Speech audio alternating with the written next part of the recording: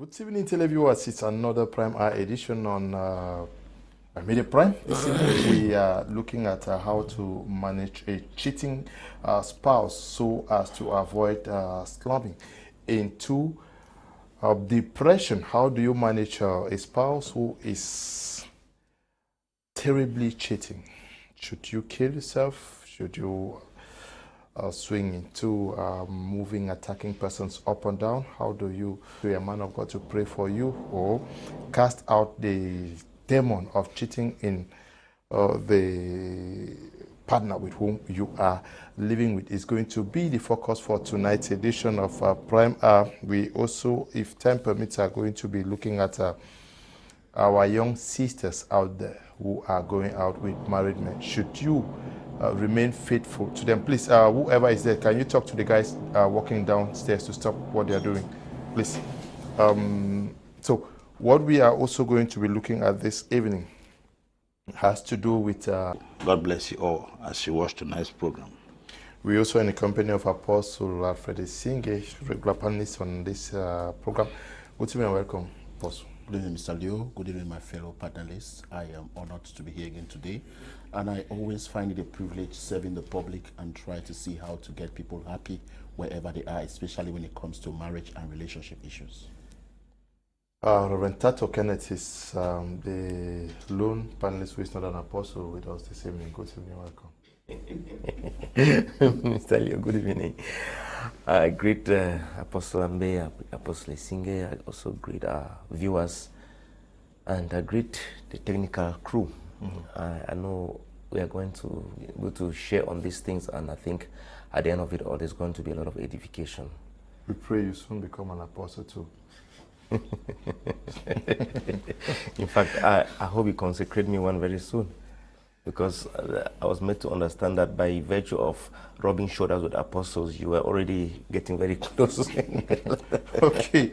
We also are going to be discussing with Mrs. Asanji Yvette, who is going to be participating from Ambe, Northwest Regional Capital.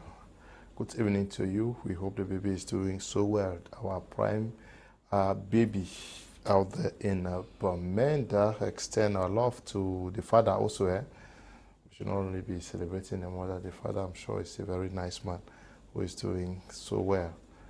And also giving so much wisdom to Mrs. Asanji to bless the world. So, Oga, we salute you this evening. We are starting with you, Apostle Ambe, Valentine.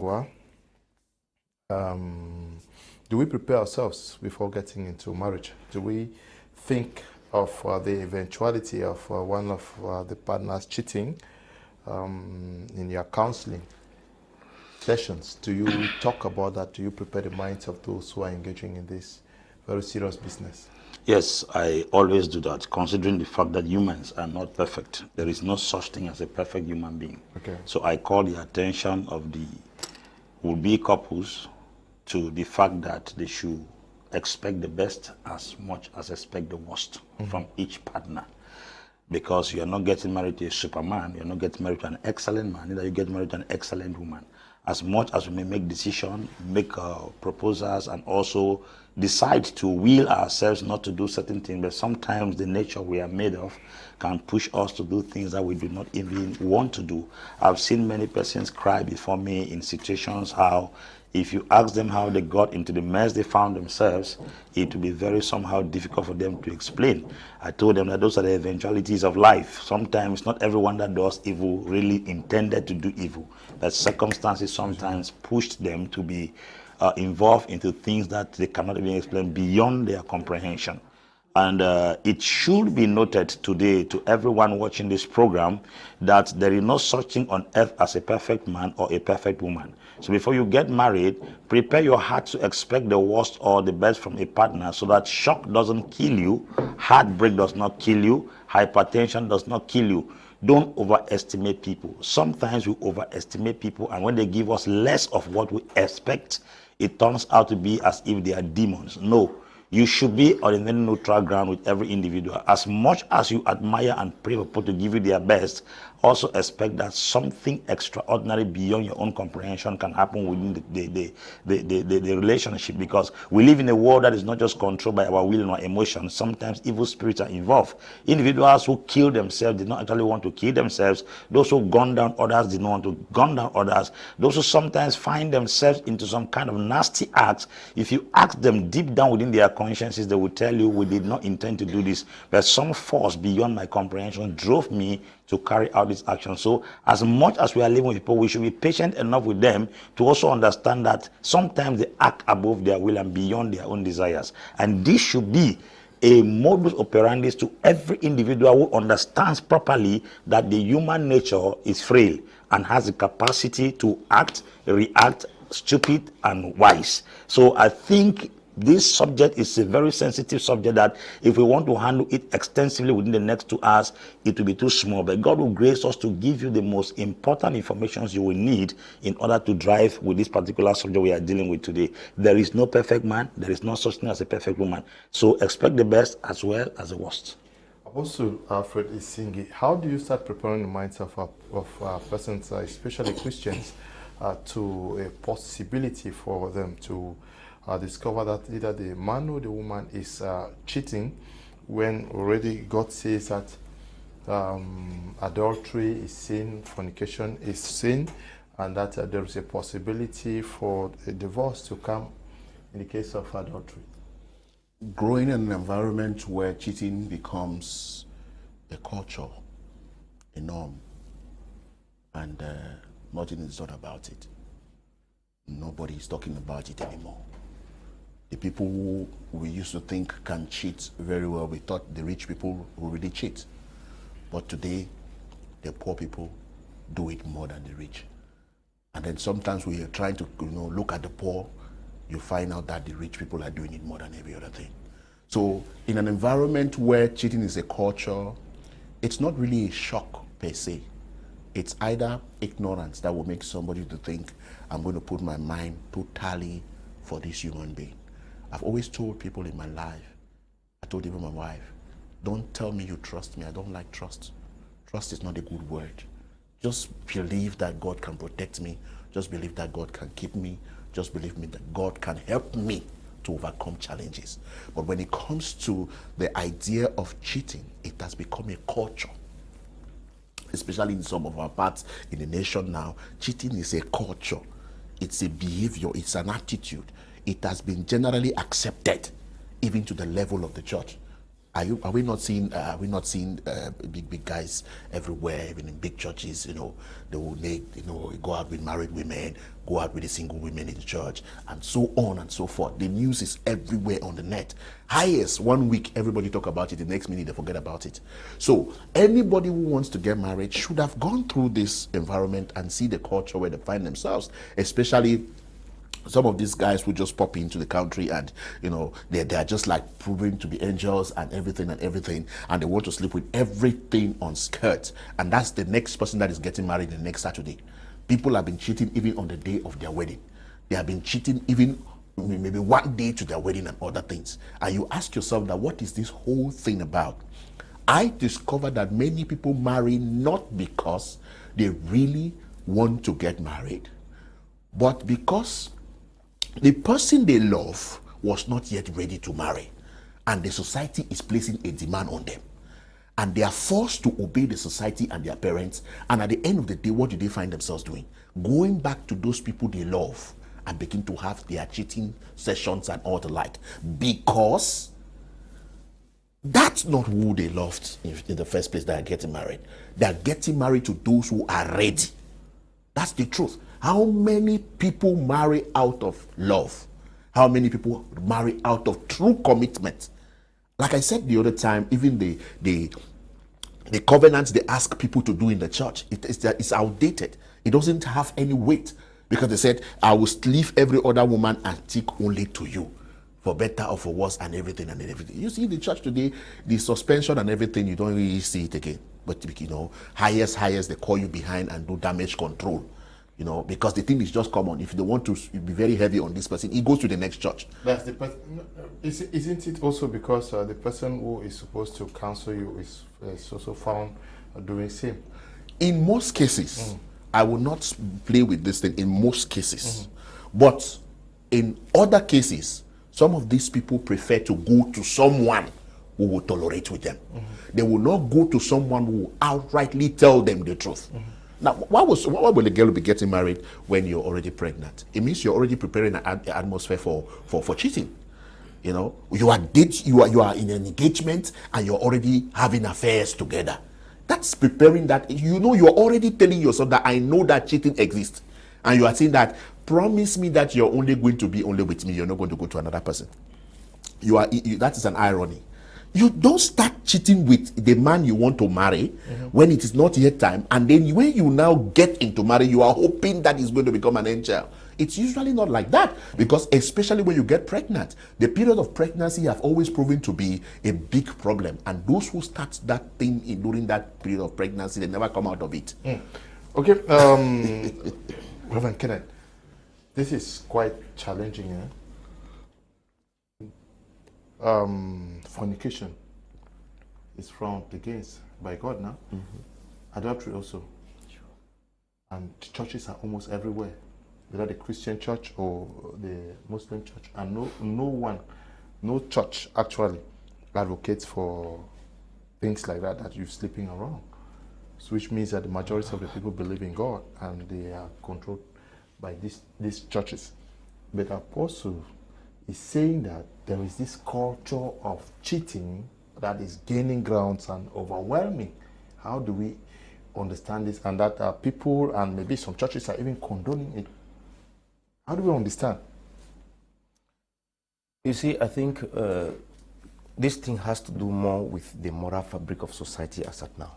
Okay. Yes, there is actually a pollution. There's a moral pollution. The mindsets, the way people used to look at some things yesterday is no longer the way they look at them today. Yesterday, there were some things that people were very rigorous against. People fought tooth and nail. But today, there is that kind of laissez-faire. Today, how many times do you see people being brought to book within a church setting? I used to say they put them for backbench. They used to discipline people in church because they found them in immorality. Today you hear what's like, somebody should not judge me. You hear what's like, nobody's perfect. And sometimes the church leaders themselves in fact, they are like a dog that cannot bark with a bone in its mouth, because they themselves are involved. A pastor is sleeping with sisters in church. A church deacon is sleeping with married women in church, and so on. So I think this has to do not just with an issue of churches, that the multiplicity of churches. I want to say that, I'm sorry to say it, but this is my opinion, and I think I take responsibility for it. There are churches that you enter, maybe 1,000 members, a 1,000 member church, that you want to look very well, just about 50 are really preparing for eternity with Jesus. I think that Yes, it's really serious. It is getting, you know, churches are becoming, people you know, it's more like, you know, social gatherings. It's no longer that kind of a spiritual organism. Yeah, that spiritual organism that is supposed to put some things in place and you know, get people culture. Yes. Honestly, and holiness, as the Bible says in Obadiah 1 verse 17. So there are things that, if you want to look at very well, it is the culture that we have had. Today, churches that are trying to advocate against this thing are being called exaggerated kind of settings. We're like fleeing from them. Yeah, you know, now people don't want a church that you preach holiness and preach people preparing for eternity with Jesus. They want places where they're going to motivate. It looks like preachings that are really, you know, drawing more attention. Is motivational speaking. They talk and motivate people. We inherit the earth. Yes, and then speak and get people to be very and get people, you know, feel very relaxed in the decadence that we're experiencing in society today. So I think, and I want to say it, in fact, unequivocally, that the church of today, there is more work in the church, seemingly, than having to go for missions, because many people, they have been coming to church, they hear the preachings, they hear everything, and they know some biblical quotations, and what do they do when you want to talk to them? They quote you the verse, and people even go into scriptures and look for verses or passages that will kind of get them accommodated with it. So for me, today, I don't just say somebody is a Christian because the person goes to church, and that is actually the trend of things. There are people who are right there, they're singing in choirs, they're preaching from pulpits, they are participating in many things, but they are not, they are not assured of their salvation. And this one, what do you do about it? The world also has risen in great persecution of the church, and that is how there's just that mixture. There's a mixture. You see, how many Mr. Leo, just a minute. How many people will, get up to persecute a church that is in their neighborhood today, that they are disturbing and all those things? So the things, for me, this thing cuts across the whole society. There is a general, in fact, breakdown in the moral fabric of our society of today. Okay, Mr. Asanji, Yvette, once again, good evening, and your first take on what we are discussing this evening. Hey, Mr. Leo, good evening. Good evening to my co-panelists, and good evening to our televiewers. Actually, I'm back on seat. No more maternity leave. So, contributing in today's program, Mr. Leo, I want to say that I really have a problem with how the society has normalized cheating. People have termed cheating, or they have looked at cheating as is part of the norms of the society. And nobody is looking at how much it's affecting marriages. It is very normal to hear a woman advising another woman, every man cheats. Just hold your own in your home. We are not saying that people should move out of their marriages or whatever because of cheating, but we have very severe cases.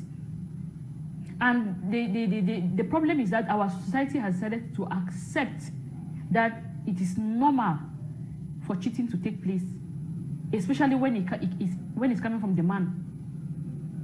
It's normal. You hear, like women will tell you that every man cheats. Just hold your own. And I'm like, even though the majority is saying that it is normal, we cannot change it. That's not true. Every problem has a solution. Every problem has a solution. Every question has an answer. And that is why I have gone on Operation We Must Fix This Society. I keep hammering on that aspect of cheating. And I will not stop. Some people are like, why are you so much into this cheating stuff? Why? And I'm like, I know what I know why I'm doing this. I know where I'm going to. If I keep hammering on it, and even if at the end of the day, 1 person out of 1,000 people change, it's still glory to God. So I really have a problem with how we have accepted that cheating is part of marriage. That is not how marriage is supposed to be. And our greatest problem here is that it is affecting marriages. The consequences of it is sometimes unbearable. Children come in sometimes due to cheating. Trust is completely destroyed. You are living with somebody, you're having doubts every now and then, insecurities, and a lot more. You can name the consequences of cheating. There are a lot of them. And depression, which is one of the worst of all, happens to be part of it. Now, nobody has ever chosen to go into depression. Nobody wants to be depressed. But cheating and depression goes along. Once your spouse starts cheating on you, most times it brings in inferiority complex. You begin to look down on yourself like, what is this other woman having that I'm not having? What is this man having that I'm not having? When those things start happening, you start comparing yourself with others. And like my quote of today says, the worst thing you can do to your spouse is making them feel like they're competing with someone over you. Your spouse is your spouse. You should make them, the top priority after God. Family first after God. But now we have made our marriages so insecure, and it's almost like people are living with it like it's normal. A particular gender might take it normal, the other gender doesn't look at it to be normal. Yet it is affecting us, it is killing our marriages. I want to say that no matter how many people that says cheating is normal, I will still stand till tomorrow to say that it is not. Yes, we must fix this society. It is not about the majority. It's about doing what is right. Have you think of the consequences of children coming in, stepchildren, out of marriage? Have you think of the depression that it brings? And I'm going to give signs of depression, so that, or symptoms of depression, so that if you start seeing some of these things, you will understand that you are going into depression. And anybody can go into depression, and at any time. Nobody wishes that, nobody plans for it, but you just finally see yourself that you've gotten into a depressive mode.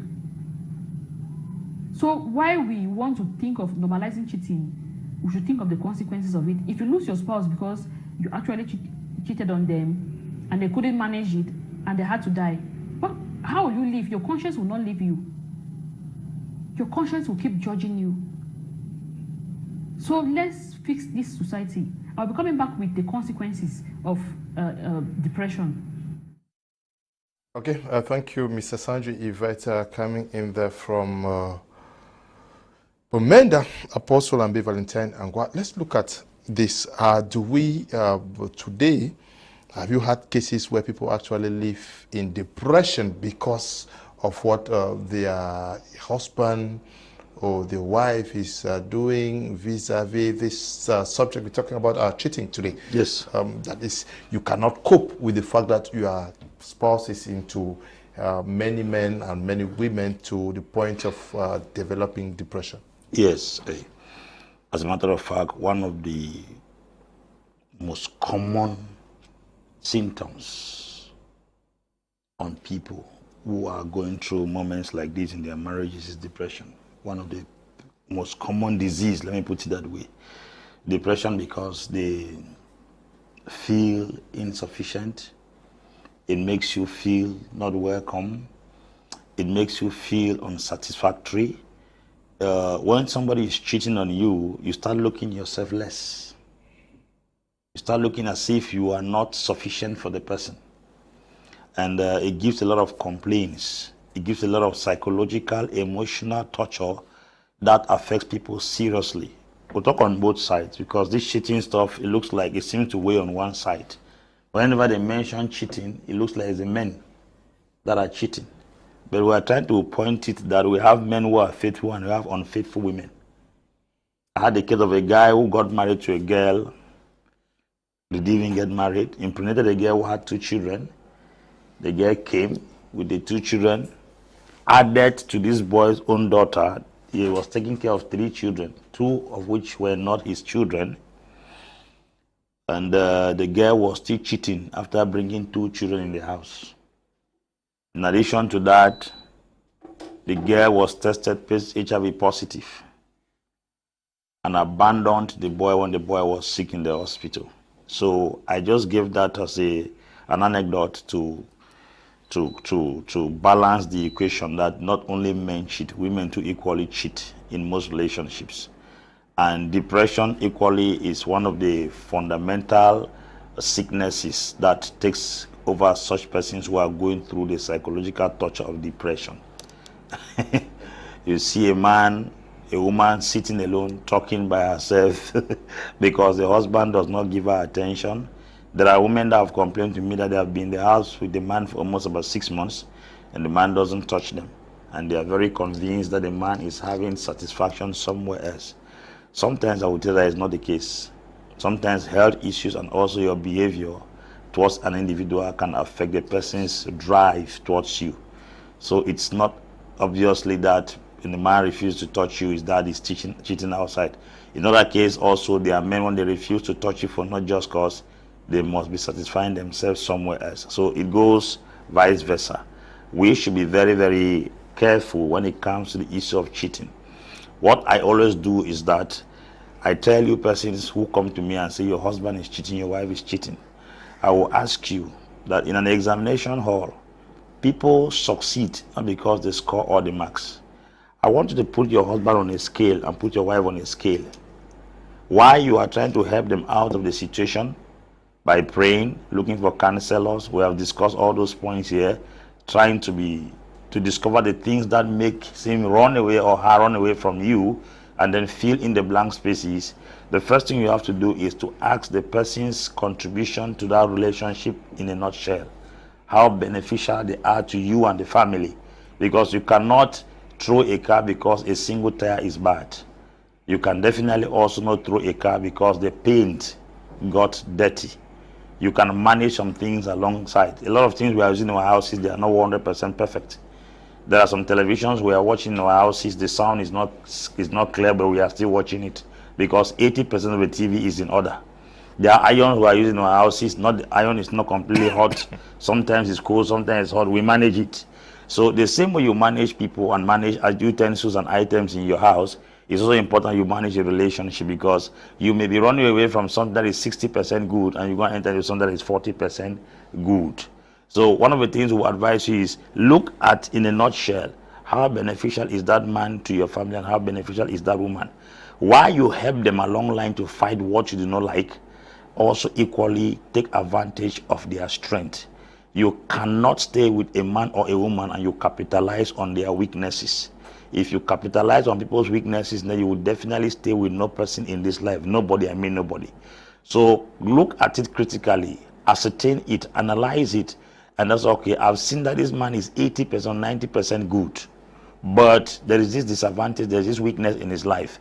I'm gonna help him. Let us join and fight this 10% disadvantage or 50% disadvantage. Let him be somebody that will be complete, rather than throwing him away, because a lot of people make these mistakes. They will take a 15% disadvantage over a man or a woman and throw them away. Why they are throwing? I told somebody that if you are throwing somebody away because of his weaknesses, you should definitely know also you are throwing away his strength. Because you don't just capitalize on people's disadvantage and throw them away. How is this person beneficial? It could be a man that takes all his responsibility as a father. He takes all the responsibility as a husband. He even extends his hand to your family and helps educate your brothers and your sisters. And then he has the disadvantage of cheating. My sister, that is not a place you just get around and pack your things and leave. You could also get a woman that is very, very beneficial to you, and she has this disadvantage in her life. You will not bundle her and throw her away. So as much as you are throwing somebody away because of their weaknesses, you should be able to understand that package you are throwing away equally carries some strength. And this is where most of us do not look, because when we are carried with anger, we don't even bother about the goodness of people. And there is this thing in life. People will always forget your 90% good, and they will amplify your 10% evil. It goes in every strata in life, in offices, in churches, in marriages, in families. You will do 10 good things, then you do one bad thing. That one bad thing. Woman. Yes, what leads to depression? Is it the fact that we were unprepared and thought that our partner would never cheat on us, or the fact that we were not prepared to handle such? Mr. The question is that how many people really go through depression for this period? Okay. I'm telling you because we walk out there, we see a lot of things. Okay, so it's become normal for the man? It's just normal. Okay. We have situations where a man is just doing it anyhow. He goes for hotel, with the girls in the hotel, goes to the streets, whatever, goes for underage. The wife is there, no depression. Okay. Very strong and very powerful, just going ahead. There's no depression about it. So they have become immune to it? That is what I'm saying. Okay. That the society has become a culture.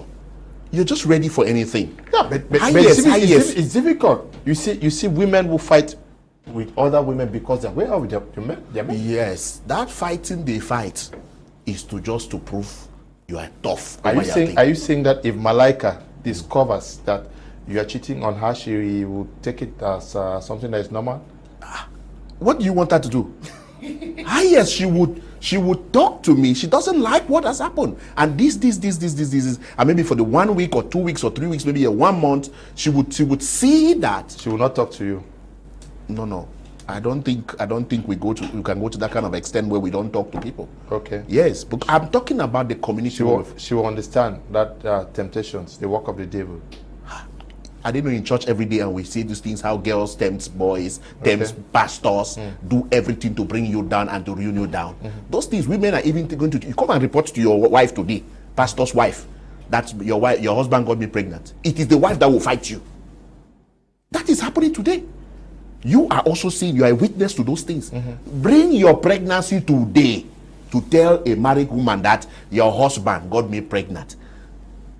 He go look you first one eye, then he tie wrapper, finish you, then go for house, quarrel with the man, quarrel for the next day you see the man, they go market.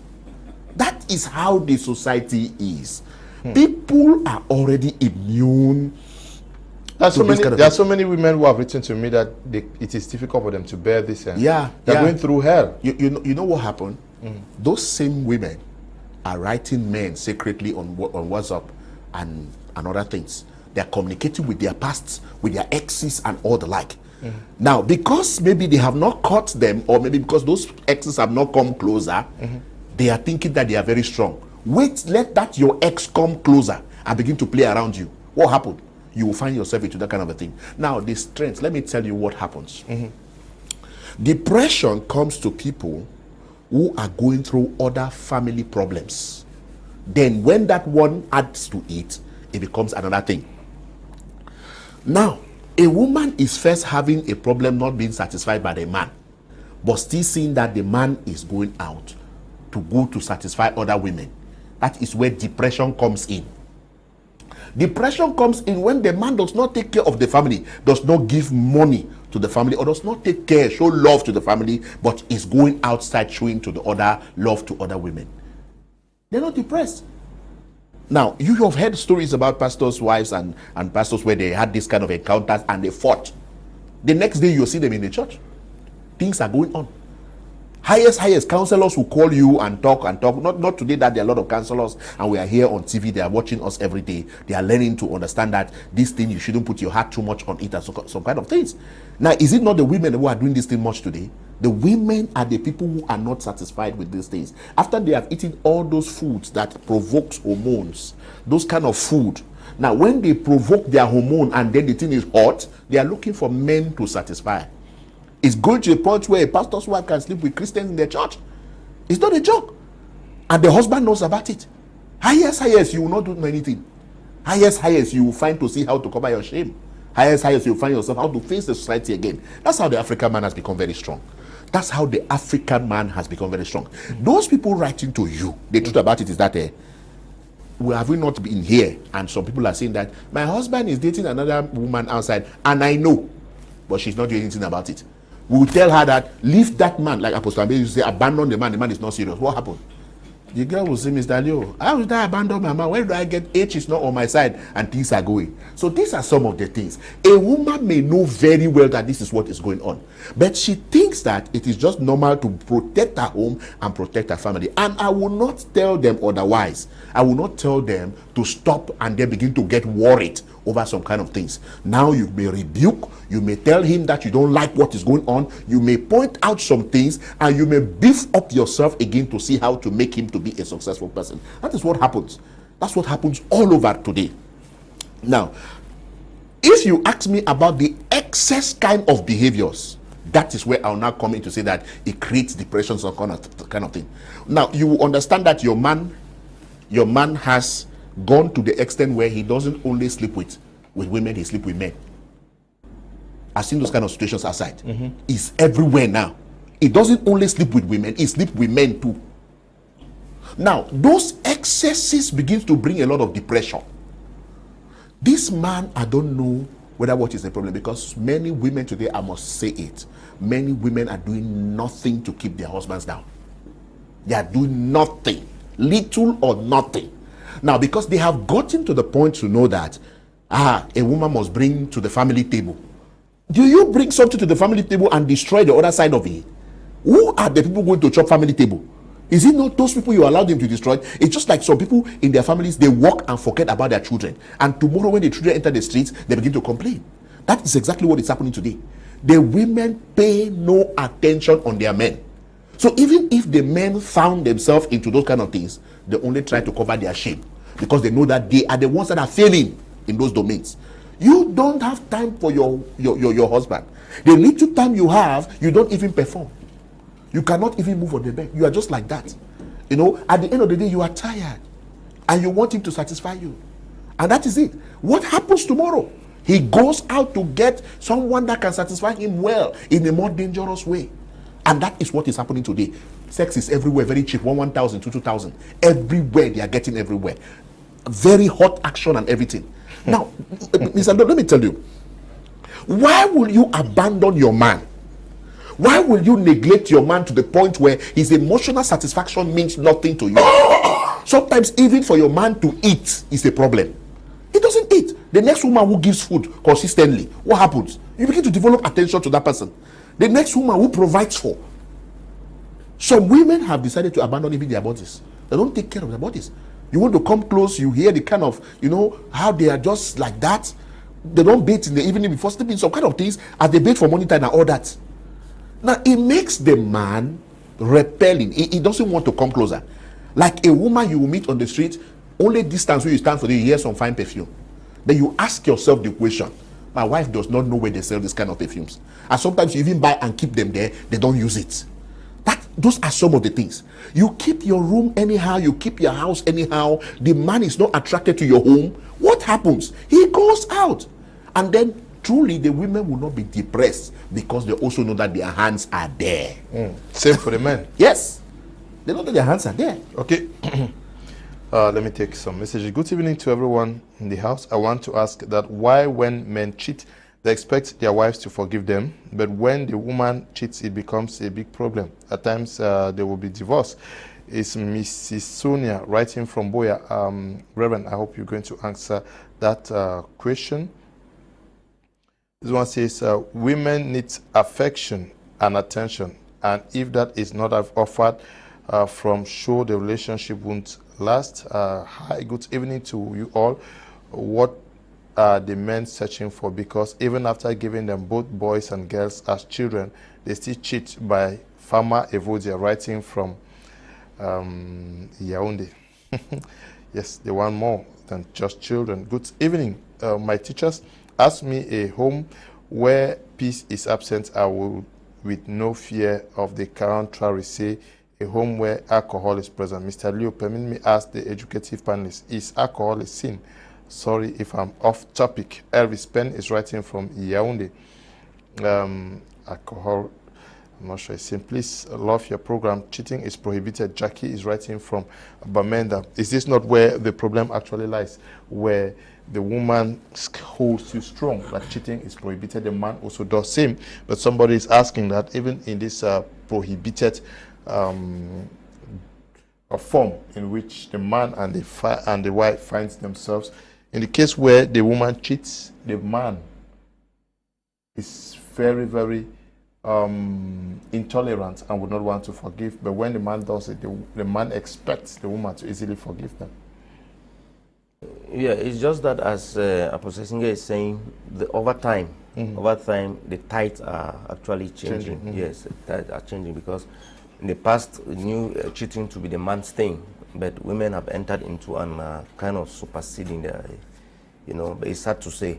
Maybe we're also looking at it from it, maybe it's because of the proportion of the number of women in society vis-a-vis men. Not necessarily that the women are too much into the cheating stuff. Well, I don't know what I'm talking about, I hope. Because if you want to look at it from the angle of women cheating more than men, I am sure it is as a function of the number of women vis-a-vis the number of men we have in society. Now, this issue, that question, for me, it should be something that we prohibit. It should not be something that is gender sensitive. Let cheating be cheating. You, the man, you cheat, it doesn't work. It's not supposed to be. The woman, it's not supposed to be so. Let it be that everybody keeps their, their fidelity to their spouses. And I want to say that one of the things that may contribute to that is jealousy. A cheat will be more jealous than somebody who did not cheat, because somebody cheats, he knows exactly the ramifications of what he does. So when his wife cheats on him, the man gets very intolerant because he is jealous. And I want to disagree a little with Apostle Esingeh in that if somebody really loves his spouse and the spouse cheats on him or her, a one-time thing, that is something that is a one-off thing, it may be tolerated. But if it happens and happens again, and the person does not find himself or herself retaliating or repaying the person back in his coins, it will drain some energy from you. If you really love your spouse and you are jealous about having your spouse to you alone, and the person cheats on you, not once, not twice, because I saw somewhere a research showed that to recover from cheating is something that takes from 18 to 24 months for somebody to recover, somebody who has been cheated upon. Okay. That to recover from it, that okay, the person cheated on you and has apologized, and you've made up your mind to forgive the person, it will not just go from morning to evening. It will be something that will take time, from 18 to 24 months. So if this thing happens and before you know it, another injury is added to the wound by the person cheating again, it will be something that will be adding, it will be cumulative. And when it becomes cumulative, the next thing will be that the person will be sinking into a depression. For me, it is something that is not decent at all. And if it's like that, some people may want to mitigate this cheating by cheating upon their spouse. They want to mitigate by cheating on their spouse, and that okay is 1-1. But if the person does not want to cheat in return, the person will be accumulating a lot of hurts inside of her, of him, and at the end of it all, the person will be rushing. In fact, the person will be sinking into a depression because he or she has like, okay, this is what I have made up my mind not to do in this relationship, but this is what this person has done it not once, but he keeps doing it towards me. So to round up again, the question that listener is asking is, why is it that when a woman cheats, it is news, but when a man cheats, they think they should be tolerant? No, the issue is it's supposed to be something that we all, as a community, as a society, we should put it at the back of our minds that cheating is wrong, be it perpetrated by the man or by the woman. Yeah, it's not supposed to be a gender thing. Men who cheat are supposed to be treated the same way as women who cheat. Yeah, it is because over time people had looked at it as if it is only men who are supposed to cheat or that kind of thing. But now let's look at it as something that is a vice in society. It is actually something that sabotages marital bliss. If you want to be quiet and enjoy marriage, both the man and the woman should work tooth and nail. And this has to do with working to draw some lines. I want to say that the grace of God is there available, but there are some discipline that you must put in place if this cheating aspect is supposed to be out of your marriage. You must put some disciplines, draw some lines, and be very clear about them. When you keep, creating an enabling environment and you end up cheating, what do you want? How? It's bound to happen. You have not created you have not drawn some lines, you have not constructed some fences. But if you create an enabling environment and it happens, you are the one you are to blame. It's not to be that your spouse should only be praying for you. As they pray for you, you are supposed to complement those prayers with discipline. The Bible shows us that when Joseph was tempted in Potiphar's house, he did not stand there to pray, say, God help me, let this thing not happen, help me. No, the Bible says he ran. The woman held his jacket, he removed the jacket and ran away. That's what you're supposed to do. There is an entourage that when you are with them, the people are cheats and they will lure you into it. Avoid such kind of people. If you have this veteran that people go and play football, eat pepper soup, and then the next minute they're looking for one woman after avoid such a group of people. If you have places that you go and you end up finding that these are places that lead me into this thing issue, avoid such places. If you have a kind of friend that each time you are with this friend, you end up seeing that the person's own language, the person's own discussions, and all the other things lure you into it. Avoid such a person. The grace of God is already there for you, but it is supposed to be complemented by some hardcore disciplinary actions that you put in place in order not to fall into it. Greetings to all in the studio. 99% of cheating men have the best homes. Mr. Bong is writing in Yaoundé. Mr. Asanji, can we get a second intervention? Okay, so Mr. Joe, if you want to look at the symptoms of depression, you're going to see that if, like our viewers now, if anybody is watching us now and have any of these symptoms, you should understand that you're gradually getting into depression, or you're already in a depressive disorder. You have feelings of hopelessness and worthlessness. Life means nothing to you anymore. You're just hopeless. You have loss of interest, no pleasure, no enjoyment, nothing is pleasing you. If you are experiencing this, know that you are getting into depression. Withdrawal from activities. You find yourself withdrawing. Maybe you used to be a social, maybe extrovert or so, but later on now, because of cheating and all of that, you are now an introvert. You now withdraw from activities and others. Please watch out for this. Okay, increased fatigue and having problems with sleep. You find problems sleeping. You get tired. You have fatigue. You also suffer from anxiety. You're just anxious. Sometimes fear of the unknown. You don't even know what you're afraid of. That's anxiety. Then sometimes some people get into risky behaviors, even abuse, like substance abuse. They can get into addictions of any time. Get into any kind of risky behavior that can even risk their own life and even risk their marriage. You even have change in appetite.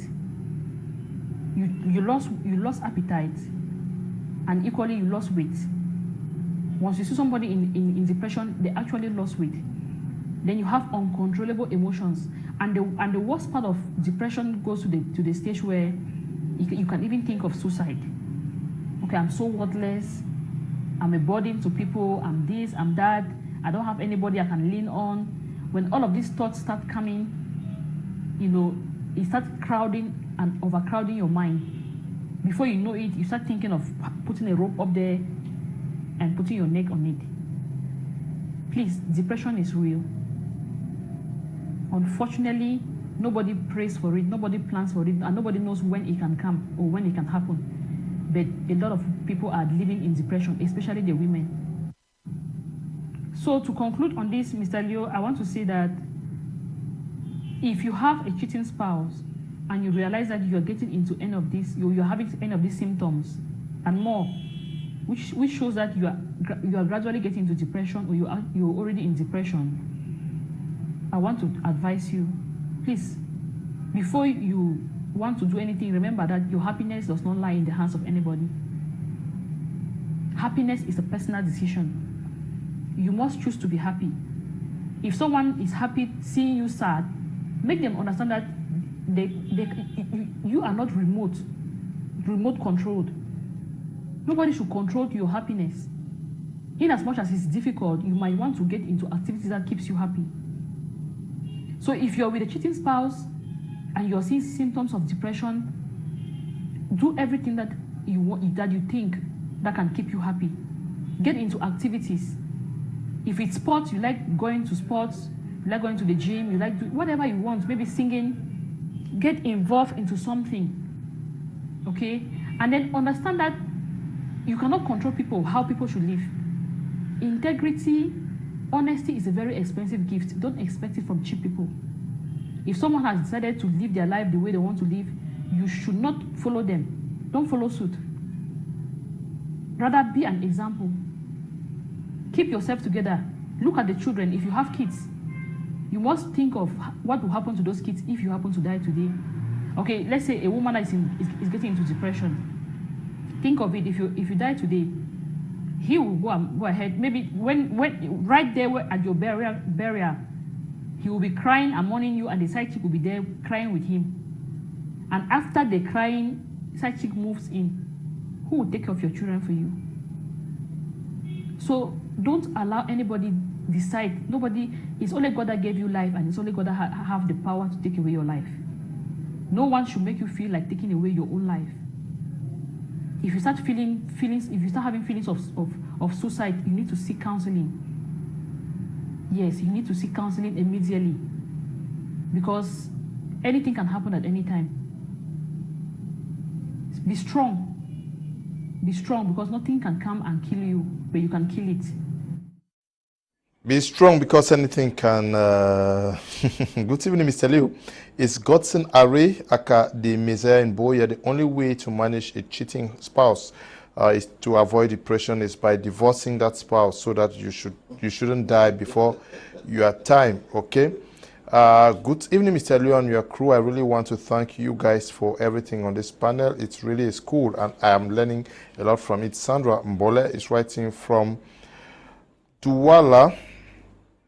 What if your spouse disturbs too much and you try to caution and she refuses to listen to you? What can you do, sir? Mr. Edmond is writing from Bamenda. I'm Terence from Bamenda.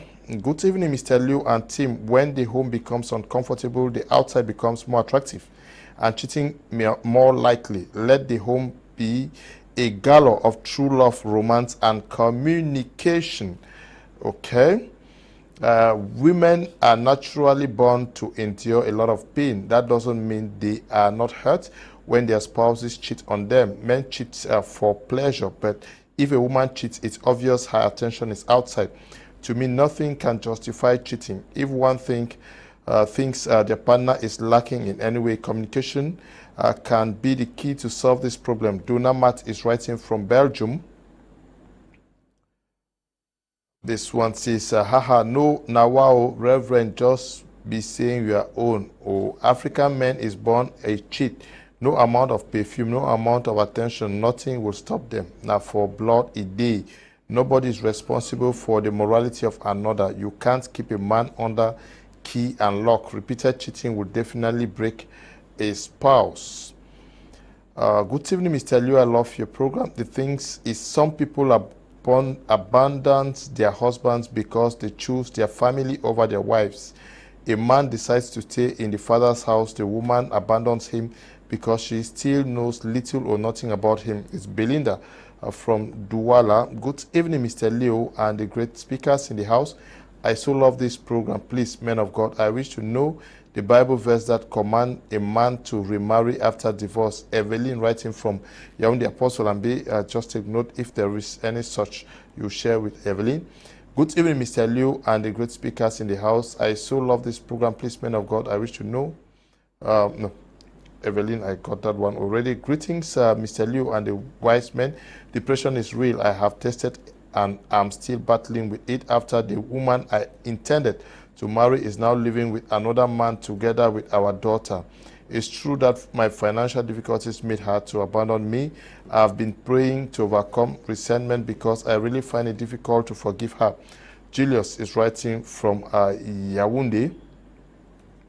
Good evening, Mr. Liu, and to all the great men of God. We are still in courtship and he is already cheating with his claimed ex, and I caught him and he said I should do whatever I want. This is already depression, and what will happen if I finally get married to this man? What can one manage this situation? What is paining me is that he already introduced himself to the family and has done what we normally call knock door, and we're already preparing to do everything this December. I'm CC writing from Yaoundé. One of the apostles should advise CC, please take note. Good evening, Mr. Liu, and to you all in the studio. I'm Shantu from Loom. Mr. Liu, give a handshake to Apostle Ambe. When I listen to his advice, I'm overwhelmed with joy. At times, I just made a change silently. Thank you, people, for this program. Thank you. Good evening to you, Mr. Liu, all the great men of God in the house. Please, I want my husband to know the disadvantage of not having sex with the wife for months. He is in the house now. If not, I would cheat on him. It's too much. Thank you. It's Christy writing from Boya. Okay, one word for Christy. I hope I got. But I hope you took note of. I took note of the first question. The girl said that he's already cheating while we are in courtship. And when I complained, he said I should do what I want to do. Sister, you are in an accident. Okay. That is, you are with a bomb that is about to explode. That thing you are feeling inside of you, call love. By the time you fully follow it and enter into that house, you will come back to your senses. When they will cheat you and beat you and starve you and bring another man in your presence, that emotion you are feeling inside you will disappear. It is good you are advising yourself already by saying that if he can be cheating on you and he's not even remorse, because there are men who can cheat and weep and fall at your feet and say, I don't know what is wrong with me. There's a level of remorsefulness. I'm not afraid of those who sin. I'm afraid of those who boast in their sins. I'm not afraid of those who make mistakes. I'm afraid of those who are proud of their mistakes. I'm not afraid of those who can make errors. I'm afraid of those who still have a voice to speak when they make mistake. A man that breaks down in tears and falls at your feet after sinning is a saint. A man who brags after sinning and tells you to burn to ashes is an accident waiting to happen. So you are fortunate that God has been able to expose his bad attitude. And now that you are not even legally married to the person, sister, you can make a U-turn. Secondly, you are not the first, Sister Christy, who has submitted a worry of having men who don't make love to them. I said it here earlier. Two things could be in place. Sit that man down. That man either is not healthy, because I know that any active, agile, and healthy man, even if he's not sleeping with his wife, he will sleep outside. That's just the truth. Men are wired to admire things they love and just get. It's a woman that needs stimulation to come to a place of sexual passion, except she's possessed by the spirit of nymphomania. But a man can look at you like this and get erection. A man can look at your lips and get erection. He can look at your makeup and get erection. He can look at your buttocks and get erection. He can look at your breast. You can even say two things to him through text and he gets erected. So if a man stays with you in the house For months. and he doesn't feel any passion or drive, two things are in play here. First, maybe he's not healthy, which you have to sit him down for him to expose or explain to you what is wrong, take him for a medical treatment for him to come back to himself. If at all he is healthy and he's not passionate towards you, then he's getting satisfaction somewhere else. This is a principle that has been proven beyond reasonable doubt. This man is either being satisfied somewhere else. Now, the solution is no you cheating on him. Two wrongs don't make a right. Sometimes you used to think like, if a man does not even have time for you and you start cheating, it will be like you don't exist. Maybe he's looking for a means to divorce you. And he's looking for where you will make a mistake, so he just hangs on it and then kick you away. Cheating back on a man who does not make love to you is not the solution. The solution is looking into what is actually causing him not to get attracted to you. You could equally also be a problem. If I have spirit husband that is beating him every You night. could either, probably he had sex with you. I've had men who have gone into women and then came back and said they had electric shock on their penis. It's spiritual. Maybe he has entered once, entered twice, and realized that he gets some kind of reaction in return, and then he puts fear in him. He cannot tell you, because it's difficult for a man to tell a woman that your private smells. It's difficult. A man can be with you and you are not clean, and certain parts of your body are not good. Some people are not bold to tell you that, madam, you stink, because he feels like he's insulting you, so he chooses to stay quiet and die with it. Very few men will be bold to tell you that, madam, you have to bathe 2-3 times a day to keep your body fresh. And some of these girls Sometimes, complain a lot. You want to touch, hey, don't touch yes. me. Hey, don't. And then it could also be that probably you had sex with him initially and you did not respond to him as somebody he used to touch in the past used to do it. So a lot of factors contribute to men staying out of certain women. It could be that you are not responding. If you lie on a bed like a piece of wood, nobody enjoys sex that way, because sex is a collaboration of two parties. There must be a response from your side. As a matter of fact, sounds, moanings, moan, M-O-A-N, moaning in sex is a fundamental requirement. Also, yeah. Okay. Thank you for that lesson. Good evening, Mr. Leo, and to all the men of God in the house. Was actually enjoying the program before Jealous Kumba Eneo cut it halfway. Daisy writing from Kumba. Good evening, Mr. Leo and the great panelists. I'm so much learning from the program. Lista Montana writing from Yawande. Good evening, Mr. Leo. I'm enjoying the program. Not had electricity in my house for 2 days now. Tafa Simon is writing from Buddha. Good evening to you. Good evening to all of the outspoken panel members. I must admit that this program is very educative. Pastor Lambi, your words are so blessed. Thanks so much for being there. For people like us, Doris writing from Bunamekano in Douala here. That should be around Bunaberry. Hello, Mr. Leo. Greetings to all contributing to this program. What I say is that even the Bible forbids cheating. One thing is clear here, that cheating is a sin, and then we should try to avoid it. The belief that it is normal for a man to cheat is a philosophy that should be counseled.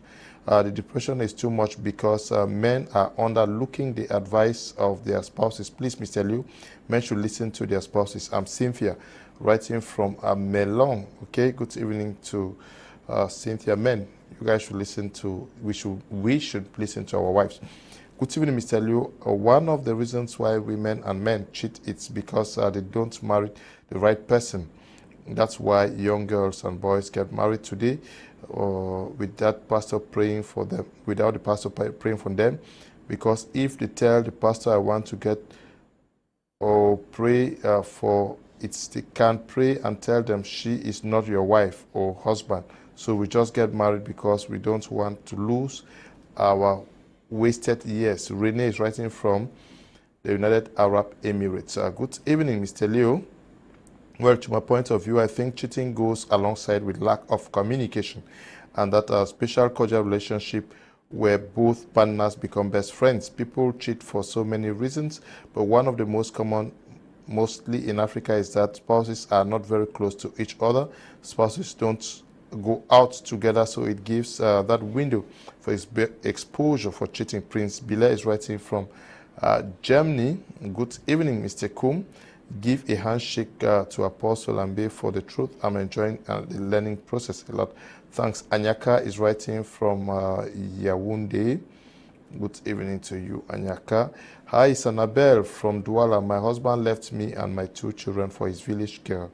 I can't sleep well since December. I keep thinking each day that passes by, I feel like leaving the world. Please help me. Annabelle, you really need our attention. Can you just get to me after the program? I'll connect you to one of the apostles so that they can talk with you one-on-one. Please, can I have Apostle Ambe's number? Sandra Mbole writing there. Those of you who want their numbers, write to me after the program. I'll share with you. Good evening, Mr. Liu and the panelists. I'm enjoying the program. Paul is writing from Kumba. This one says, the best way to manage a cheating spouse and avoid depression is to avoid the blame game. Okay. Good evening, Mr. Kum. The greatest contribution to cheating nowadays is poverty. Women have many men for financial satisfaction, while poverty instead deprives men from cheating. Only very few viable men still cheat, but a larger population of women go out to solve their financial needs. Felix is writing from Amanda. Good evening to all of you in the house. I'm from Bamenda and I am called Abigail. You people are really doing your work. May God bless you people and give you people more strength and grace. Even you give some men sex blue and white, they will still cheat. Even you respect the husband in all ways, he will still cheat. Now, many persons say some men cheat or women cheat because they are not found, they're missing rib, their partners, their true love. Do they exist? Yes. That you are cheating because, yeah. There is something like that. Okay. It's very serious. There's something like that. See, if you leave someone that you were craving for emotionally and you go to get another person, you will find yourself looking for that person outside. Like Jacob. Jacob got married to Leah. Only found out that Leah was there. See, whether you like it or not, Jacob could not survive with Leah when Rachel was there. It is Jacob himself that worked for another 7 years again to get what he wants. Looking outside have so many causes, but one of them is missing the right person you were supposed to be with. It is happening every day. Yes, you are not with the person you want to be with. For example, a man who likes a fair women. A man who likes fair women. The truth about it is that if you marry a dark woman, you will find yourself looking for fair women outside. A man who likes women with hips. If you finally get married to a woman who does not have hips because he has good characters and maybe good other way, somehow, some way, you will find yourself looking for hips. That is how this thing works. That is how this thing works. The person you love has a kind of current that charge you to always want to stay around them. But the people you don't love, the truth about it is that there is nothing charging there, and you will see every reason to repel them. The worst is when they are pregnant. The worst is when they are nagging and they are naughty. I want chop the one. You just feel like running away from that house. Because of what? That fire is not there. Love is the lubricator of marriage. Love. It is love that lubricates marriage. Even the sex we are talking about. If you don't love a woman, to really get that passionate sex is very difficult. And if you don't love a man, it's the same thing. Especially women, they know this kind of thing I'm talking about. When a woman does not love a man, whatever the man is trying to do does not please her. There are some women that will never get orgasm because they don't like the man making love to them. That is a simple thing. But immediately you get the man that loves you, just the simple touch, the foreplay, it's enough to give that atmosphere a befitting, a satisfaction and pleasure. So we are calling on people. These are the things. Don't just rush to the next person because the one you loved or the one your emotion was burning for is saying no or something.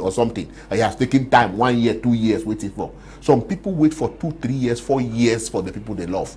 They wait for them, and when they get them, they stay glued to that particular thing. Sometimes people, especially some of these girls who know how to force themselves into a man, you force yourself to a man, and when you enter into the relationship, the man can stay for 3, 4, 5 months without touching you. It doesn't mean anything because you forced yourself. So women know how to force themselves. Sometimes the women use various seductive measures to get a man. You seduce a man to have sex with you. And the worst one is when you got pregnant, you use the pregnancy against him. And because he wants to keep his integrity, he decides to keep you at home. What happens? He will not be able to continue with you again. He will still be looking for something outside. Like I also said, that many girls get married not because they love the man they want to get married to, but because it's because the man they love is not yet ready for marriage, and society is already placing demand on them. And according to them, age is also not on their side. So because of that, they go into marriage with someone they don't love because of marriage, but their eyes are still with the other person. That's why you see it's normal today, especially with the advent of the telephone, of the Android phone. People sending their nakedness to the other one, and this other one sending their nakedness, and she doesn't go out, but they do that action without even going out. Yes, oral sex. Those are the things that are happening today out there. Let me tell you something. We must be frank about this. The church has not done well to so many people. They join marriages to people because they think they are spiritual. And when they get home, they realize that thing is not about spirituality. It's about something that is a little bit beyond what they are thinking about. Because marriage has a greater percent the physical. It is the physical aspect of it. Prayer is to empower and to reinforce what you both carry already to move on. When that particular erotic feeling is lacking in a relationship, it can produce something very wrong. A woman can go out and stay for 2 years, for 2 months, 3 months, and does not feel anything. The man too does not feel anything. Even when they come back, nothing is moving. Because of what? There is first not that iota of love in them. I want to say that never reject a man you love because you have seen another man who has money to marry you. That is what is happening in our generation today. And it's the culture. Okay. Good evening to the panelists in the studio. I think the body of a woman is regarded as secretive and more sacrosanct than that of a man. This explains why right in ancient periods, a woman who cheats was stoned to death. A man who cheated was never treated that way. Women should therefore never retaliate cheating by cheating because they will be the victims at the end of the day and nobody will understand them. Tell them the truth. A man and woman was never the same and will never be the same. Monzi. Writing there from Limbe. Men are stronger than women when it comes to temptation. Men can withstand certain magical or spiritual forces when it comes to cheating. That's the reason people always consider a divorce when a woman cheats. And it's very difficult for a woman to let go her cheating guy. So allowing a cheating wife, the man will end up to lose your life. These things happen always.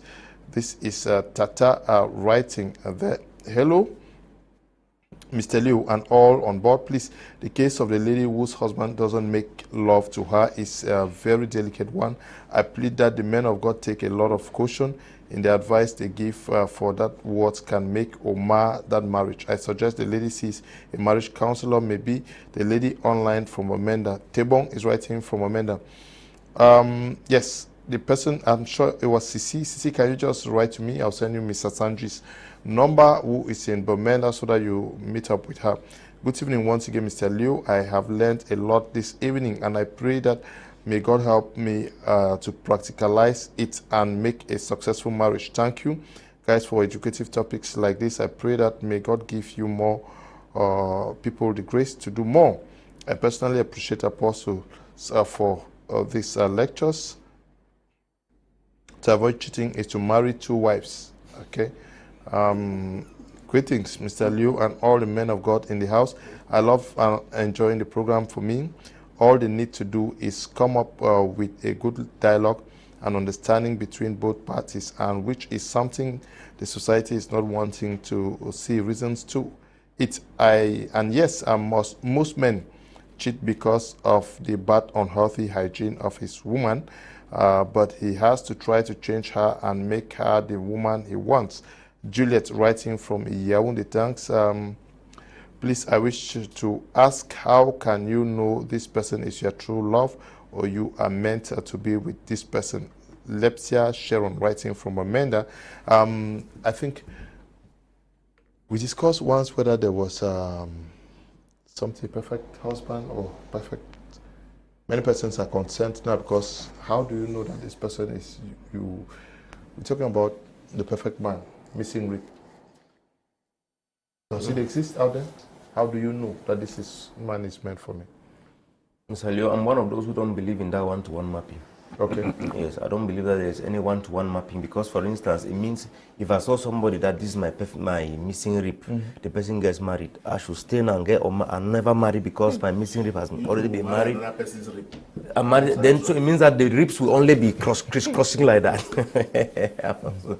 No, me, I believe that, especially when you are finally gotten married, there is no marriage that cannot be fixed. There are things that can be put in place, and every relationship can be fixed. That's my belief, and I think so. If you think this person was meant for me, and at the end of the day, you people do not really settle together in marriage, there are always things that you can do. The issue is that when people have difficulties in their relationships, they handle them wrongly. That's why they blow out of proportion, and at certain times, relationships break. If let's say, as Apostle was saying, your emotions or your erotic feelings were drawn towards somebody, and at the end of the day you have gotten married to another person else, the best you can do is to cut the links with that person in terms of any romantic feelings. Concentrate on this other person. You people can discuss, you can dialogue, you can communicate, you can do everything to put your own marriage on track. The aspect of thinking that there is a one-to-one mapping for me is a very, very big fuss. Or this issue people used to, like, you know, you think that before you get married to somebody, you must have prayed until there is a dream you have, or there is something. Those things for me are not the right approaches. If you have somebody, you know, there is a basic compatibility. There is a basic, you know, understanding that you people have. You can always build on it. It goes back to the encouragement we give people that when you have found somebody to marry, don't be in a hurry. Work one step at a time over a given period of time with that person in order to settle on the relationship. Because when you hurriedly marry somebody, there are some things that you might gloss over, which might be revealed over by time and circumstances. So if you go gradually and you see that there are some key issues about the person that might not fit into your own life or your own scheme, you will surely break up at the beginning period rather than settling with the person in marriage before seeing the things you want to see. So when you can you know, pass a certain length of time and have the relationship subjected under some kind of tutorship, under counseling, there are things that, you know, if it is just the two of you, there may be some questions that you might not provoke some things, some aspect about the person's life to come to bear.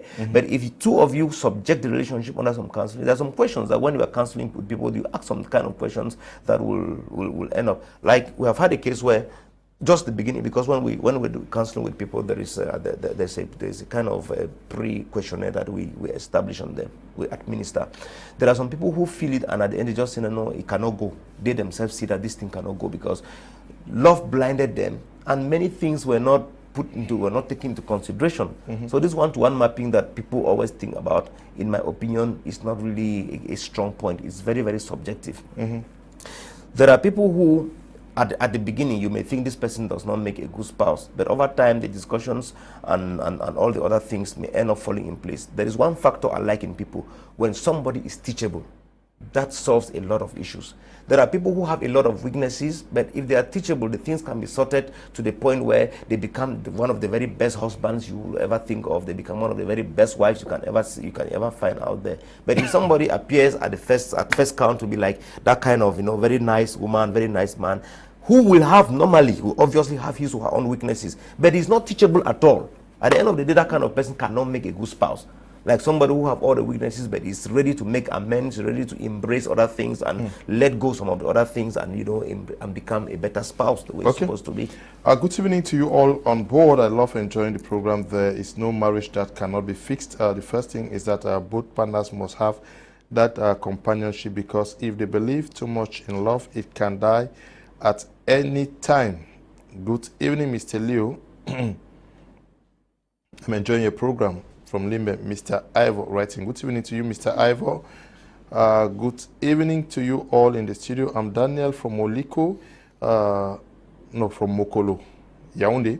Please, what do you when you catch your spouse cheating and she's not sorry for her action? Apostle Ambe will answer you. Good evening to you in the studio. I'm John from Yaoundé. It takes the grace of God to come out with this bondage of cheating. Even when you satisfy your spouse in every domain, they are never satisfied. Cheating is a demonic bondage. That's my point of view.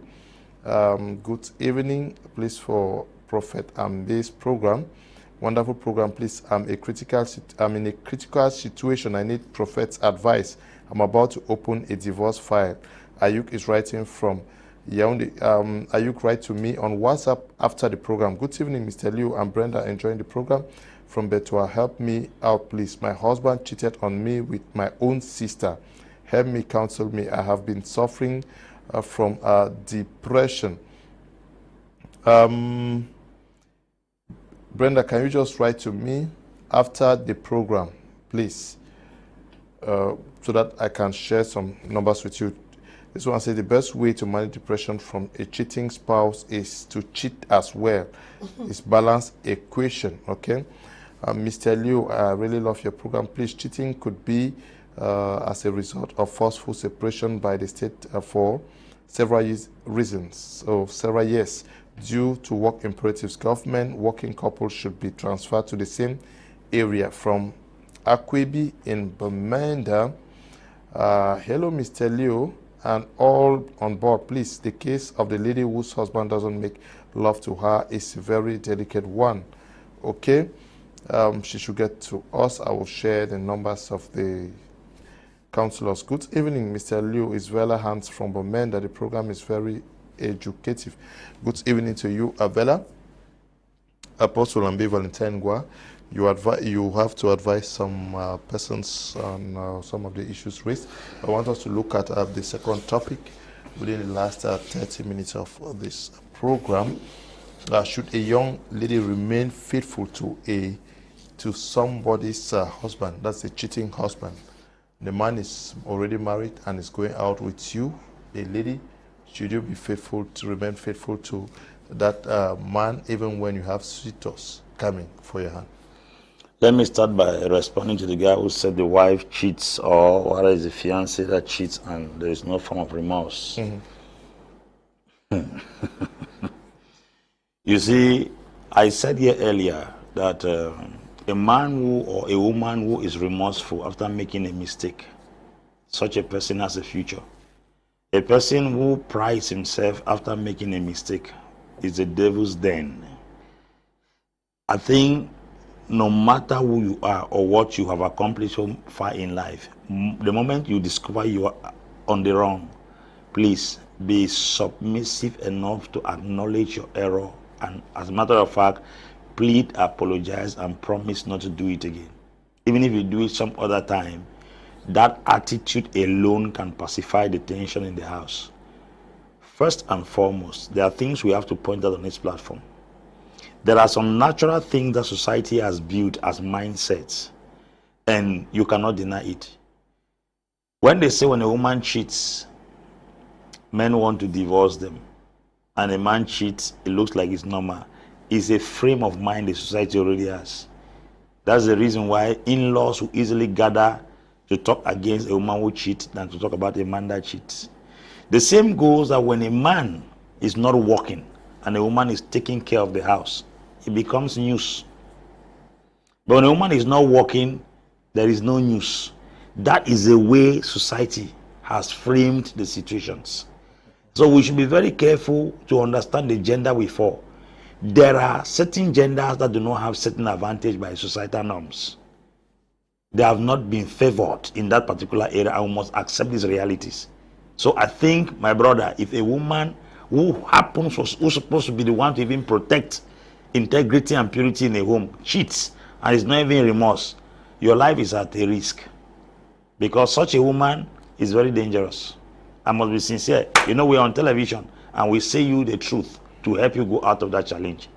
If at all the woman cheats and is not remorseful, is not repentant, does not even acknowledge the error, or does not come broken in front of you to acknowledge that it's a weakness, it could be a challenge in their family, that two of you should stand and fight it, and she still brags upon it, you have to be very careful, brother.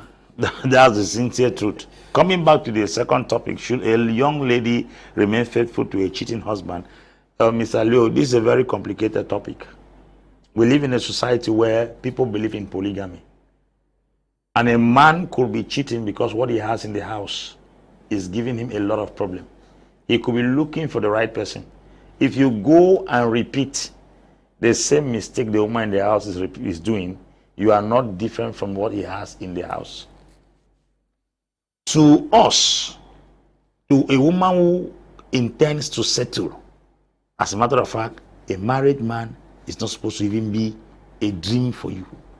Don't even attempt to go in there, because sometimes I will call it his long throat that will push you to go and engage to a married man. You know fully well that you have to settle with somebody tomorrow. Number two, every man is jealous of what he owns. Whether you are a concubine or you are a wife, men are jealous. So if you have to be cheating alongside with him because he's cheating,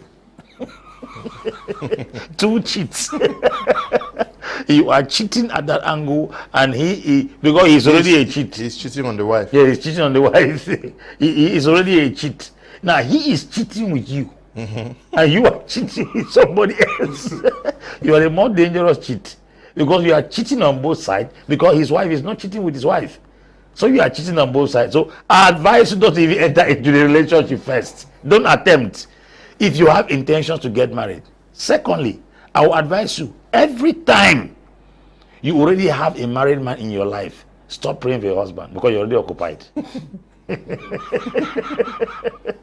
Stop praying because you're already occupied. People may not see it physically, people may not see it publicly, but spiritually speaking, you're already occupied. And until there is a vacuum, nobody can come in.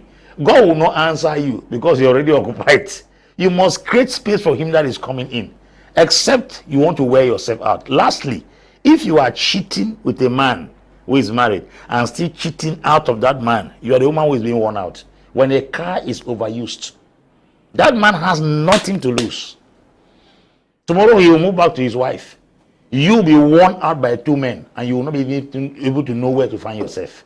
So when two men are squeezing you, the man who is married is squeezing you, the man outside also is squeezing you. You are the one in the middle with the sacrificial lamb. Okay.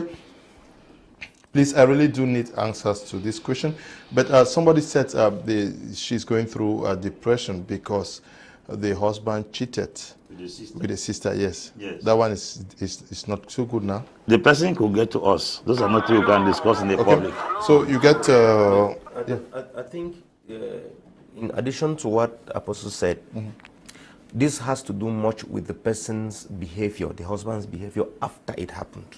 Okay. Yes, if the man is repentant after it happened, it is a mitigating circumstance.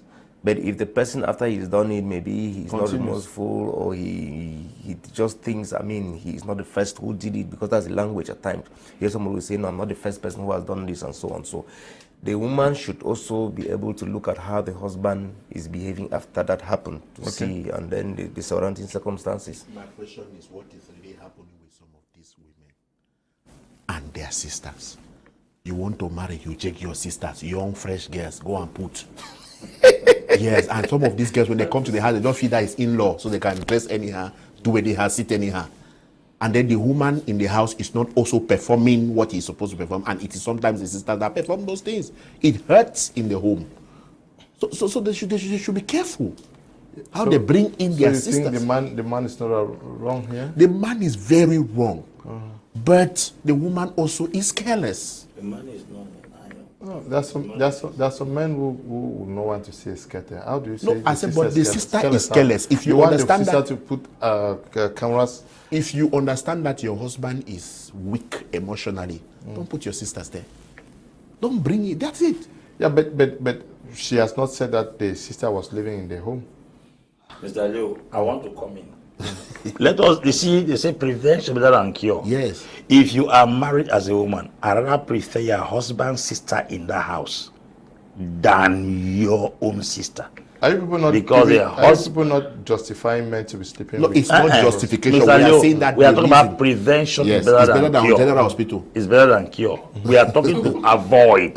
That's the reason why Jesus Christ had 12 apostles who were men. I mean, say, man picking them. Now he call and say, when I will be my own kujo men them. He didn't put women there because as man, as Jesus Christ as man. I've traveled to Nigeria. Baba Adeboye in his entire camp, there is no female secretary in any office. Bishop Oyedepo in his entire camp, there is no female secretary in any office. That is not that they are afraid. They know what can happen to them, so they avoid it by every means possible. Okay. So to also let me learn, advising you, a man can never have desire for his own sister, except it's some incest background.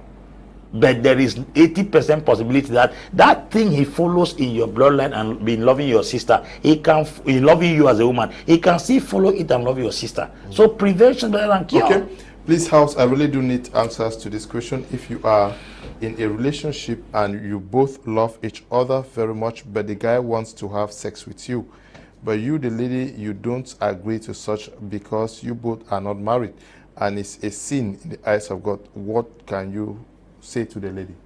What does the counselor, it's Christian counselor, which neutral sometimes from pastors, but they will not take it as if it is because they are pastors. A neutral Christian counselor who will help you to counsel you to your marriage. Because if you start it, that is the beginning of all cheating. You cannot say that you start cheating with him now, then you want to enter marriage and let him stop, or let her stop. It cannot work. So with a Christian counselor that will follow you people up and help you through the process of marriage. Okay. So I hope you got the. Just get to me. You can through a counselor get the best advice. But let us listen to Mr. Asanji Yvette react to the second topic for tonight.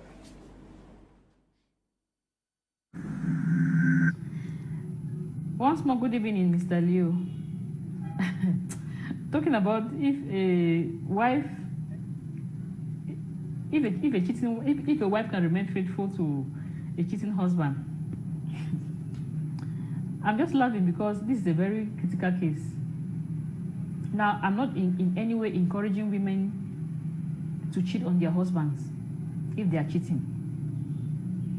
But I have seen women that have become who they were not due to the fact that their husband's behavior has changed them.